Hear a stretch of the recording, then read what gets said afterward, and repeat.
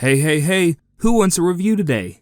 Thank you for tuning in to our latest audio review. By now, you should have liked our Facebook page and subscribed to our YouTube page. But if you haven't, I guess we will let it slide just this once. So get out there and click those buttons. Please, it really does help. We're about to review a movie that we said this about on our watch meter. If this movie were a Pokemon, it would be a Ditto because it copies the original so much. Stay tuned for a review on Zombieland 2, Double Tap. Welcome to the Cinema Hood. R&R movies. Due to whatever excuse the studio wants to make, we have waited 10 years for this latest film. The follow-up to the widely successful Zombieland, which is Zombieland 2, Double Tap. With the solid entry the original made, you would expect this film to be set up for success. It had great characters, a great mix of action and dark comedy, a great plot, and some out-of-the-box storytelling. Yet Double Tap wastes all of this potential in an unoriginal attempt to duplicate the success of its predecessor. We gave Zombieland 2 Double Tap an overall rating of 4.4 out of 10 points. That is just above average.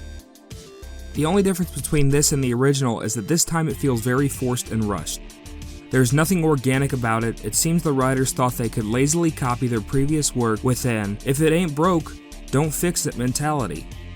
Only this time, they broke it. The comedic timing is off, the special effects look cheesy and cheap, only minor new character developments, the score was boring, and in case we didn't mention it, it was nearly the same exact movie. Normally we would go into a detailed explanation of the plot, however there is no need to waste your time because if you have seen the original, you have already seen this cheap mimic. We have nearly all the same plot points. The only thing that seems to be introduced as new concepts is all jokes. And we appreciate the laughs, we really do. But we need some meat to come with the sweet, and this movie offers none.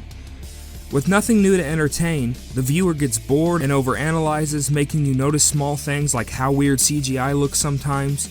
Overall, it gives the movie a boring and cliché feel with some small giggles. If we try and look past the boring score, corny jokes, and feigned-looking special effects, we can recall just a few positive moments in this film.